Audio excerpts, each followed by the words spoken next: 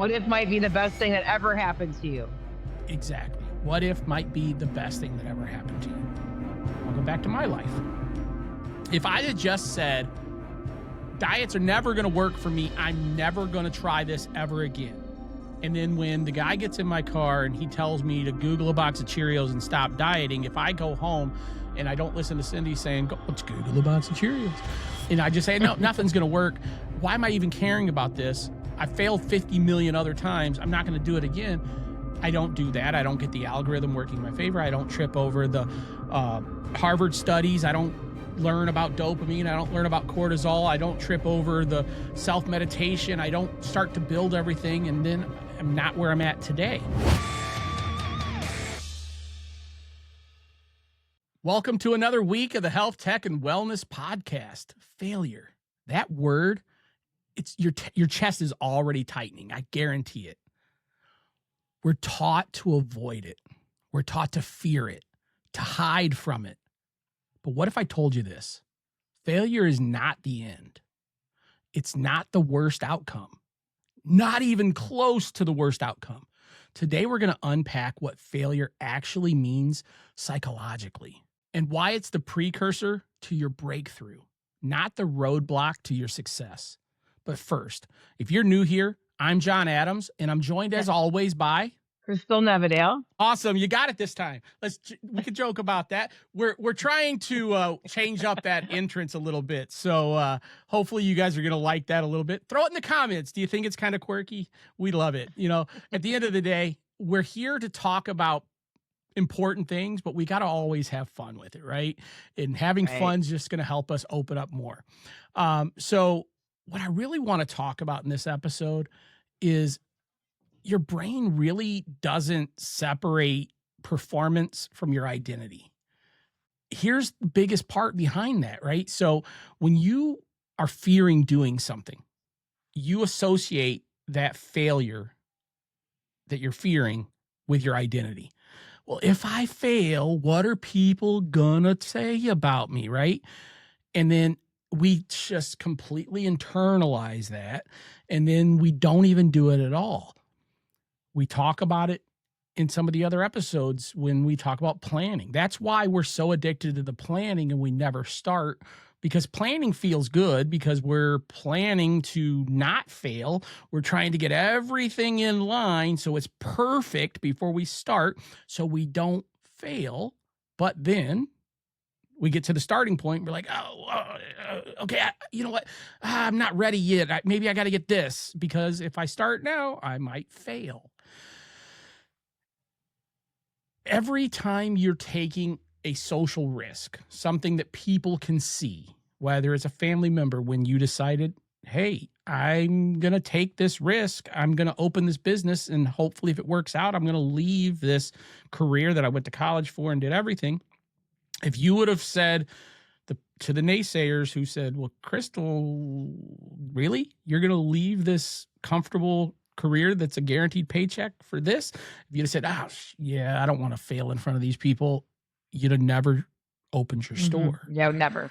Yeah. So that's the thing. We fear the judgment of other people. When something doesn't work, our brain doesn't say this strategy failed. It says, I failed. And that's the issue. We don't say, well, the strategy failed, so it's okay. We immediately what else can I do? Yeah, we internalize it. What did I do wrong? And instead of what did I do wrong, why don't we start looking at it as what can I do different next time? It's okay to fail 5 times before you get to the beginning. Look at all of the success stories out there. Look at Steve Jobs. He was fired from his own company. Right. He started Next. He was part of the start of Pixar.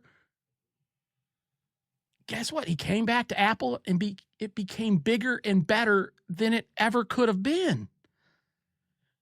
That is the epitome of what I'm talking about. If he would have said, I got fired from my own company, I'm done. Do we have the iPhone today? Or are we still all playing with what's the old phone with the actual physical keyboard? I don't remember what they were called, but Flip everybody phones? the flip phone, but the original like smartphone, I can't remember what it was. Everybody, it had an actual keyboard instead of a touch Oh, screen. yeah. I can't remember the name. BlackBerry. BlackBerry, yeah. Would we all just be carrying Blackberries with physical key? You know what I mean? If it wasn't for him coming back, he failed. How many times did he fail? Look, his very first attempt at the desktop, he named, or was it his first? It was one of the early ones, named Lisa after his daughter. One of the biggest failures out there when it came to Apple's first computers. He could have said, no, we're done. No, he kept going at it. Because here, we, not Steve Jobs, but that failure attacks our ego. It attacks our belonging. And that's a primal thing, right? It's something that you have to learn to get away from. So here's what we want to do. I want to kind of break this down. First things first. Why do we fear failure? Because A, we fear the feedback that we're going to get from other people. But what if we flip that? What if we use the feedback, not from other people, but from the failure itself as a data point? What if I say, okay, you know what? Here, I love Cindy to death. We'll be married 25 years in April. But what if before I met her, let's say I was married previously, what if I was afraid to get into another relationship, to get with her because my first one failed? Why do I want to try it again, right? No, use the data points. Why did the first one fail? What happened? What can I bring into this new relationship or this new thing with this other person or the job when I left Enterprise? What if I said, yeah, you know what? I didn't like being a manager. Why do I want to, try this Amplify thing? No, I use the points. I use what I know affected me there and why I didn't want to do it to build my new thing. We want to talk about why that fear stops us and those data points and those things that we can use to go forward. So, Crystal, in your life, I'm pretty sure from what I can see from the outside looking in, opening up the store was pretty successful. You didn't really have any hiccups or failures in it, right? Oh, I mean, nothing that was substantial that threw me off course, but there's always hiccups, always problems, always things breaking or there's always, you get a seller that you absolutely love their product and then they disappear and there's always shifting. I've been doing this 13 years, so it's always been changing all the time. But that's okay. I actually enjoy changing. I've learned now like that when something falls off, something else comes and then it gets better and better. Like when I opened my store, it was just me, like just me and my things. And now I have 13 other people that make cool things for my shop and I'm able to collaborate with and get the products that I want. So let me give you an example. Like if I have a pottery lady, so she doesn't just send me any random pottery. I call her, I talk to her, I tell her what I need, what I'm looking for, the size I want, the color I want, and then she makes it that way. So it's actually a way to get products that are more unique. So in that transition of and failing and losing people and gaining different creators, it's actually made my business much more successful. No, for sure. And that kind of goes hand in hand. Think about this. So if you would have just said when you opened up the store, I enjoy making this stuff, I'm going to make everything and I'm not going to worry about anything else. Or if this other place that I got these pieces that I'm making this stuff goes away and you just said, screw it. This isn't going to work. No, you adapted, right? Let's go back into last week's episode, right? You flew, you didn't get stuck on the rock with the stick, right? You flowed like the water and said, okay, how can I adapt? How can I learn from this? Okay, I'm getting this XY product from here. and then it dries up or I can't get it, but I've got a supply for it. I've got a demand for, or not a supply, but a demand for it. You adapted, right? So that's part. Now, we won't call that a failure, but that's kind of the same thing. How do you adapt when you fail? Don't be afraid to fail. If you, here, we all, well, I don't want to jinx myself. I'm going to jinx myself as soon as I say this, but I've never been in a car accident. But if I got in the car every day and said, I don't want to drive today because what if I have a car accident? And I don't mean to dumb it down that bad, but it's that simple. It's the same thing. And I know that some failures are bigger than others, but the point is, you cannot go, I'm not going to do this because what if? Because let what if happen. Okay. What if might be the best thing that ever happened to you? Exactly. What if might be the best thing that ever happened to you. If you fail because you're going down this, and here, I'm just going to go right off what you just said.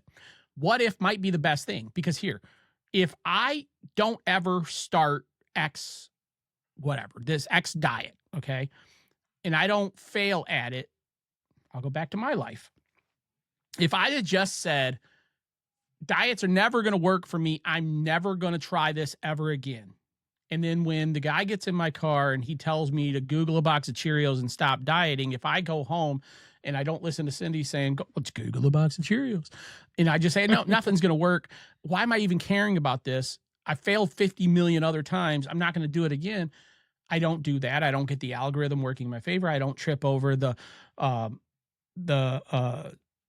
Harvard studies. I don't learn about dopamine. I don't learn about cortisol. I don't trip over the self-meditation. I don't start to build everything. And then I'm not where I'm at today.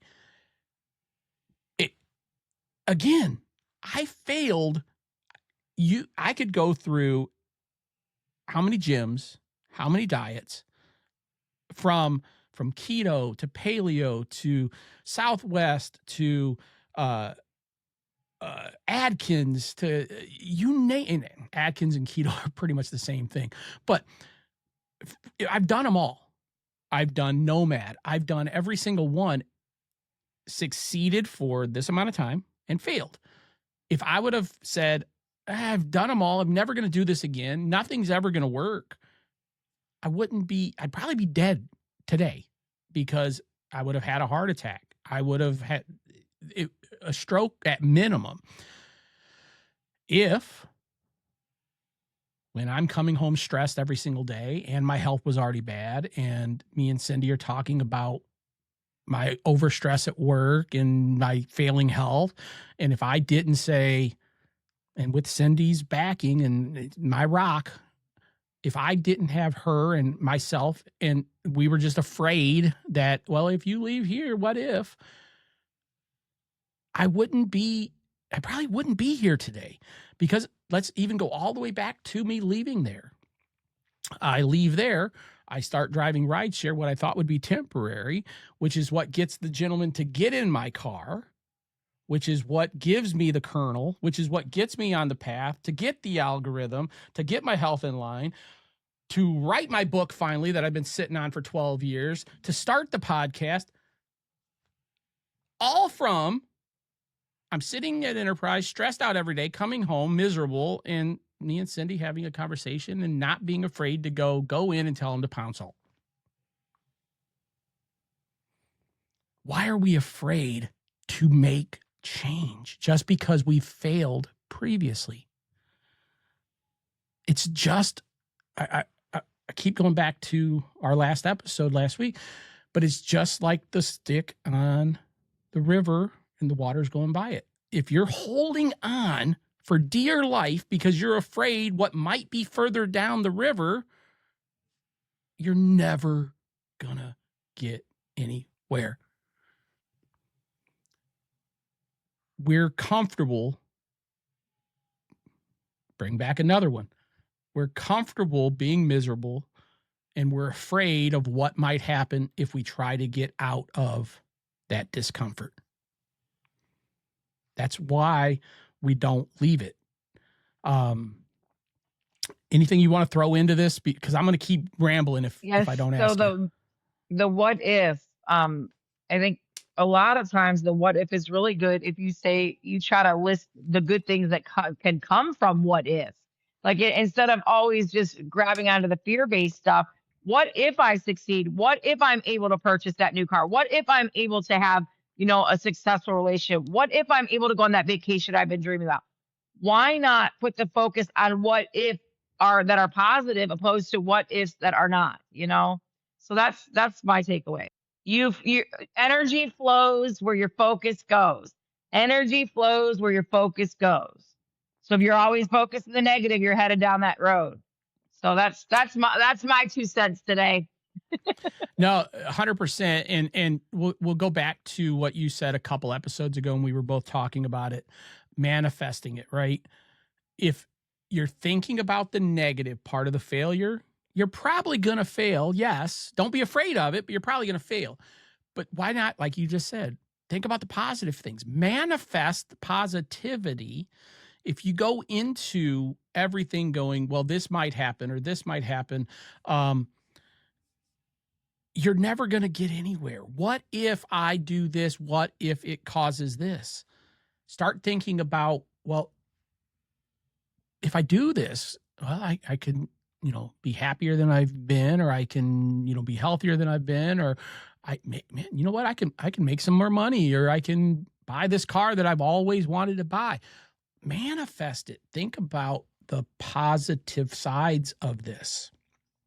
What you want from the action. What do you want from the action, really? Yeah. What will the choice provide for you? What will that choice provide for you? That's the biggest thing. At the end of the day, fear is more of a shame response than anything. It's you're afraid of what other people are going to think of you. You're always thinking about the catastrophic failure, the catastrophic things that are going to hurt you. Look at the positive things, what you just said. It's if you can just take and get out of what if I fail and go, what if I win? And name those things, write them down. Again, not to go keep harping on journaling, but if you're journaling, put it in your journal. You don't always have to use your journal for what happened today. You can manifest things in your journal too, because if you're journaling right, you should be going back and doing a retrospective and looking at, okay, how was things? Look back and, do that little bit of self-thinking and where was I? And you'll learn a lot. So you can start manifesting things. Look, I want to do this. What is going to come out of it positive? And start listing those things. It will only help you to get better and move out of that failure mindset and start thinking of it in the winning mindset. Now, don't overbuild it up. Don't make it so if you do fail that you're even more, negative about it. Think about it this way. I want a Lamborghini. When I was a kid, my entire room was filled with Lamborghinis. Okay. I don't have that as a goal in my life, but let's just say I did. What do I need to do that? Instead of thinking of your goal of, I want the Lamborghini, what if you do this? What if we, just like our health side of things, right? If you use the same thing on your mental health side or your goal setting side of whatever it is in your life, if we stop looking at, well, I want a Lamborghini, but I'm never going to get a Lamborghini, so why do I even care to even try to get a Lamborghini? What if we did this? What do I need to do today to have a Lamborghini? You don't have to say tomorrow. You don't have to say in 10 years. You don't have to say in 5 years. It's great if you can look at it that way, because now you can set those attainable goals along the way. Where do I need to be at this point? But if my goal is to reach and be own a Lamborghini, what do I need to do today? Write that down. Whatever that thing is, new job, new relationship, new you, healthier you. What do I need to do right now to get there? It's the same thing that I talk about with the Mount Everest. If you're sitting at the foot of Mount Everest, looking at the very top. You're never going to ever put your hand on the mountain. You're never going to grab that first root. You're just going to say, I can't do it. What if I fall? What if I make it all the way to the top and I slip and I fall? Then you made it all the way to the top and you just didn't get to the peak. You did more than most people ever will. Stop looking at what if I don't and start looking at what if I do. Remove the emotion, the negative side of the emotion, and replace that with the positive side. Start manifesting what you want. So I'm going to ask you a question, Crystal, and I'm sure you've probably got a really good take on this. But Okay. why do we quit after failure? I've kind of talked about it a little bit, but in your take, why do you think people quit after their first, trip up, their first failure? They might think it's the biggest failure in the world. It's because they don't realize I believe that they quit at that point because they don't realize what's on the other end of that. Yeah. They don't know what it looks like to succeed. So you fail once, they just give up. It's once you know what's on the other side of success that it's way more desirable. And there's many ways to get that perception and try to figure out what it looks like on the other side of success. For me, I have a couple different business owners in my town that I look at their success, and that's what I know is on the other side of my uncomfortable failures and all of that. So that's what I do. I try to find ways to see what success looks like. Yeah. And that's in every aspect, not just my business. Yeah. That's in looking at, so let's go to relationships. That's looking at other people who like you and Cindy, who had a relationship that's been 25 years. That's something to look at in that aspect. So, I mean, it's in all, or if it's travel that you love, then you find someone that, travels 7 times a year, every year, or, whatever the success looks like, you need to understand that failure is only one little tiny piece. On the other side of that is where it all is. What do they say? Fear it and do it anyway. Yeah. Yeah. Failure does not mean you have to stop. It means you make an adjustment. You need to swerve. Yeah, you make this. Just look, I talked about it a couple episodes ago. A pilot, they don't go, oh, I'm off track, screw it, into the ocean I go. No, they go, I'm off track, let me get my bearings back. They adjust the yoke and they get back on track. It's a bad example, but it's the same thing. If you're always afraid that you're going to fail, you're never going to get out of the bad relationships. You're never going to get out of a bad job. You're never going to make the money you want to make. You're never going, because here, I'll just throw this out there. Right now, rideshare sucks. And if there's any rideshare drivers out there that listen to this, it sucks. Uber is, and I hope Uber hears this, they're ripping people off. But if I was afraid and go, oh, how can I? Look, this too shall pass. It will work because there's a saying, and if I'm a Christian, I don't really talk about it a lot on here, but at the end of the day, whether you're religious or you're not religious, okay, there's sayings that when you're this close to making impact or making a change, every single thing is going to get thrown at you to stop it. If you're religious and you want to say it's Satan beating you down, and you kind of said it a couple episodes ago, not today, Satan, right? That's what's going to happen. Things are going to get in your way.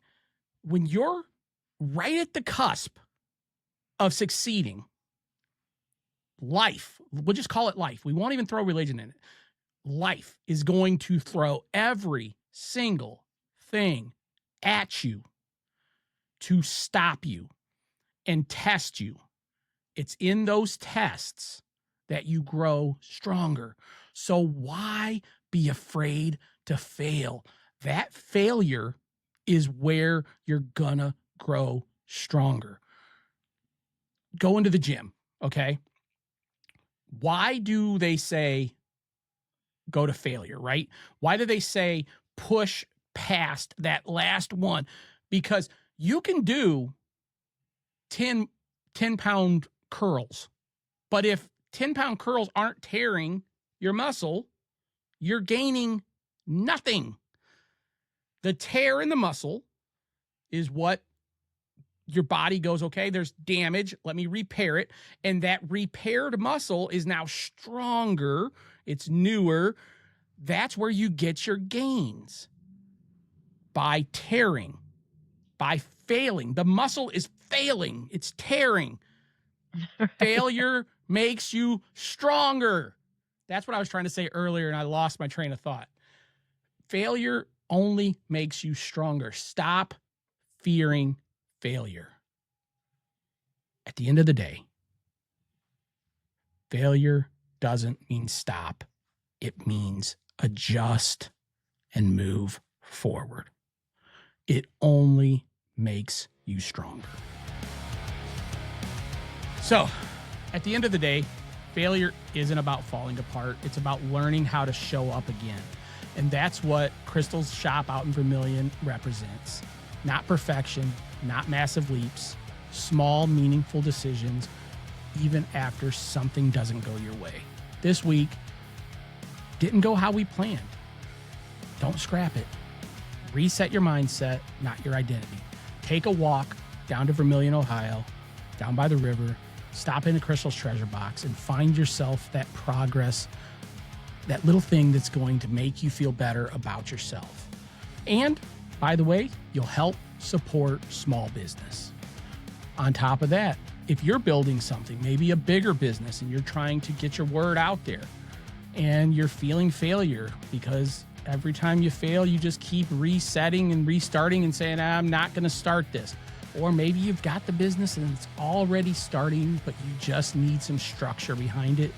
Through Amplify, we're going to help you create your business and build systems that actually expect mistakes along the way.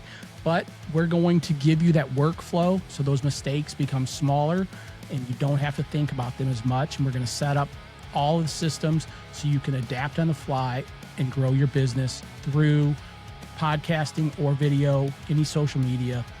We're going to create those content workflows that evolve instead of collapse. Because if your business can't survive a mistake, it's not built to grow. Failure is not a verdict. It's a mirror. So check out amplify.com, stop in, set up a one-on-one. And at the end of the day, here's what I'd like everybody to do next.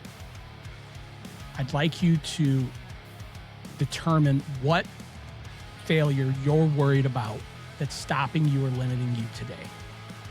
Write it down. Start thinking about the positive things that you can do to move you towards what you want versus the negative things that you're worried about failing. And as always, stay healthy. Stay balanced. And keep driving forward. We'll see you next time. See you later.